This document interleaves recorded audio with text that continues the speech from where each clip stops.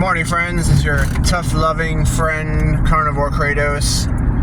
You can see me. It looks like it's a little early in the morning. We just had daylight savings time switch over, so it's like 7:30, but it is dark as F.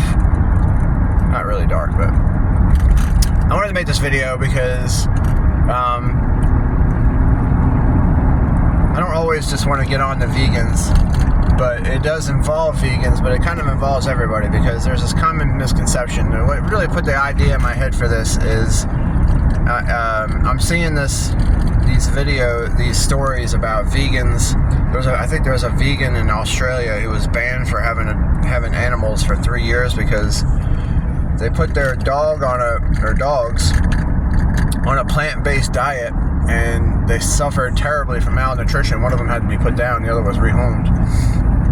And they gave their dogs chickpeas for protein, and it's not just vegans who do this though. It's especially pushed by the satanic agenda to get us off of eating meat. But most people can kind of believe this. They think that, all right, so this plant has these nutrients in it. So if I eat this plant, I'll get these nutrients from it. And this is not how it works. And first of all, with regards to protein, plant protein is always going to be far nutritionally inferior to meat. It does not have a complete amino acid profile, and it's not bioavailable, and it doesn't have nearly as much protein per calorie. Like, if you want to call it like per calories, everybody's like, oh, broccoli has more protein than beef on a calorie per calorie basis. But if you want to eat 4 ounces of beef and get 30 grams of protein, in order to get 30 grams of protein from broccoli, you have to eat enough broccoli to put you in the hospital with gastrointestinal distress. I mean, it's just absurd. This vegan propaganda comes out. Oh, you get as much protein from broccoli as you do from beef or more, and nobody looks at the context of that.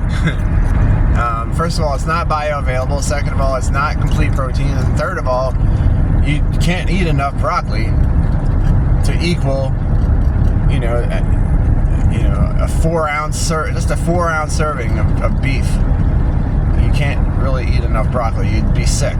You'd be sick and bloated and gross and in pain and farting, and no one will want to be around you. And so, it's the same with everything. They're like, oh, there's iron in spinach. Well, there's plant iron in spinach, and it's a really terrible form of iron. Nutritionally inferior to heme iron found in beef, especially.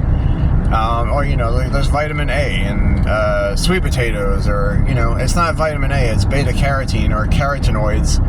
And some people, barely half of humans, have the ability to convert carotenoids into retinol, which is vitamin A. So, I mean, it's just a handful of examples, countless examples, and that's not even counting the toxins. You're not supposed to feed your dog onion and garlic, right? Like, you're not, like, all the plants are toxic to everybody to use, including you, but they're really toxic to dogs, a lot of them. Especially if you're giving them beans, legumes as a protein source. Very high in inflammatory lectins and anti-nutrients. It's just a really terrible food for any animal to eat. Especially your dog. I get my protein from beans, and you also get the lectins. And take a handful of beans and eat them raw and see what happens. And then vegans think we're herbivores. You have to cook out the lectins in order and you don't ever get them all out, but you have to drastically reduce the lectins through cooking them. You got to cook them for hours too. I mean, to get that poison out of it, make it edible at all. So And it's not just vegans. I mean, everybody seems to have this conception, oh, you got to eat your plants to get your phytonutrients and your vitamins and minerals. And, you know, mushrooms have vitamin D. Mushrooms have vitamin D too. You know, eggs and fish skins have, and shellfish have vitamin D3, which is the preferred form. When you sit out in the sun, your sun converts cholesterol, which you need, which is not found in plants. Your body makes some of it, but not enough. Same with creatine. Your body makes creatine, but not enough if you're active, and not enough for all its full benefits. But that's only found in meat. But when you sit out in the sun, your body converts cholesterol into vitamin D3. That's the preferred form of vitamin D3, of vitamin D. And it's an easy conception misconception to come to, because the misinformation is out there trying to show you that, you know, humans are omnivores and they can get just as much nutrition from plants as they can from animals, if not more, without, of course, the cardiovascular issues that are inherent in eating red meat, especially, which is just a total lie. It was a lie from day one, guys. I mean, I can't say it enough. They lied. You know, some seed oil and sugar companies paid some scientists, quote unquote, to fudge a study with terrible data, and all the studies showing that cardiovascular disease is linked to saturated fat and cholesterol based on terrible data. They'll look at people who eat lasagna and fucking fast food, and they'll say, "Oh, these people eat meat and they have bad heart issues," and they don't look, and it's like, well, you're not looking at the seed oils and the refined carbohydrates and all the sugar that they're eating. Like when they did that study showing that protein damages the arteries, they gave people that protein drink Boost, which is full of canola oil and sugar. You know, they're like, oh, the protein, you know, raised people's cholesterol, or whatever it did. So it really comes down to understanding, like, evolution. Even if you don't believe in evolution, like the Darwinian theory of evolution, we do evolve. Regardless of whether his version of evolution is correct or not, like if you're a young lady or a young man and you eat like garbage, and your epigenetics are altered through the garbage you eat, and then you conceive a child, that those genetic changes are passed down to them. You've given them a stacked deck, or you've given them a bad hand to start with, and then they eat a bad diet and alter their epigenetics, and then they have kids, and it spirals down. So evolution is a thing, and if you want to know what humans are supposed to eat, you don't need studies showing what food does what to who, because they're just going to fudge that shit anyway. I mean, like, unless you really want to learn how to read a study and find out who's funding it, like Bart K is someone, who knows how to read a study. The best thing to do is just study archaeology and anthropology. What were humans eating before the farm?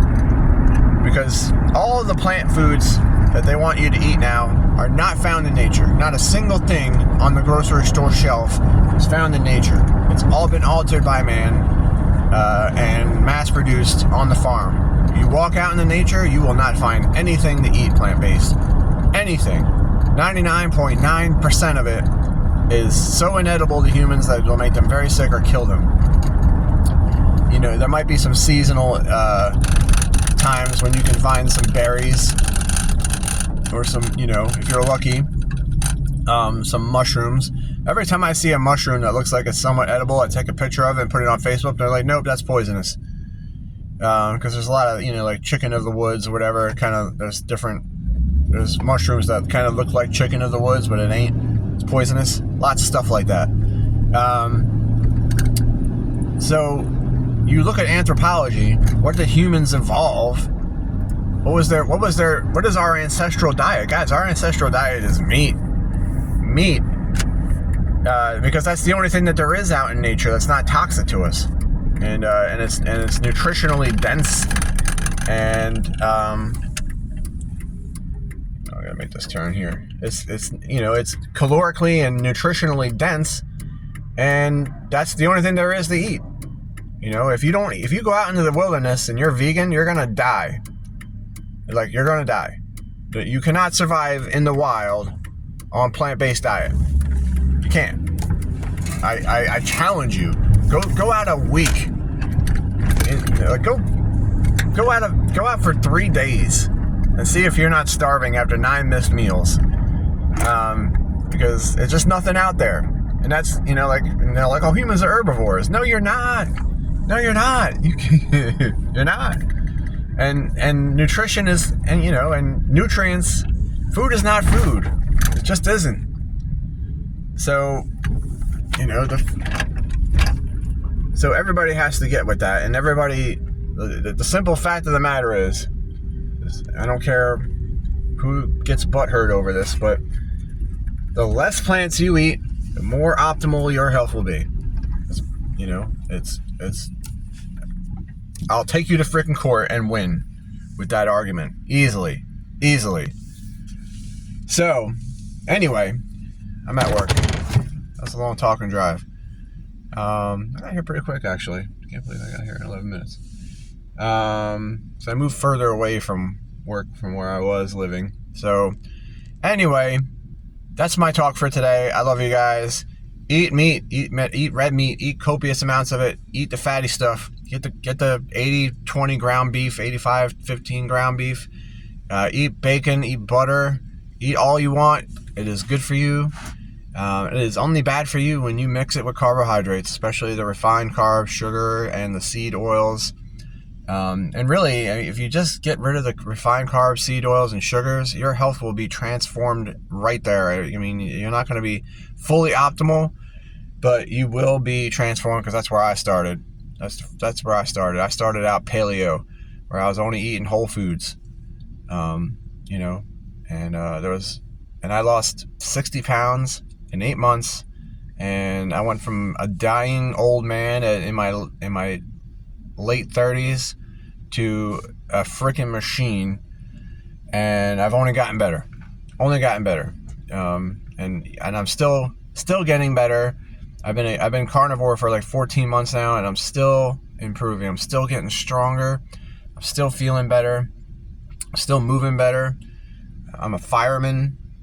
I was 49 years old at the academy, and with the exception of maybe 3 or 4 people, I smoked everybody at the fire academy. Kids that were younger than my kids, and which unfortunately isn't saying a lot with the state of youth health these days. But I mean, I was smoking them, and it just gets better.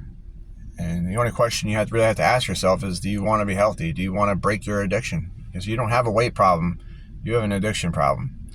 The reason you can't eat healthy is because you're addicted to the junk.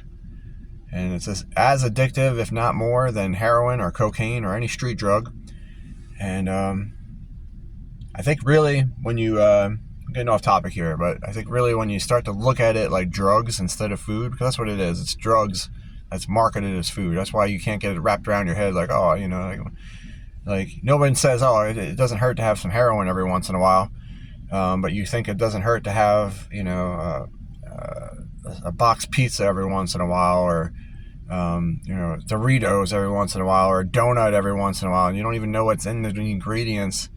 You don't understand glycation and the effects of glycation that takes months to heal every time you do it.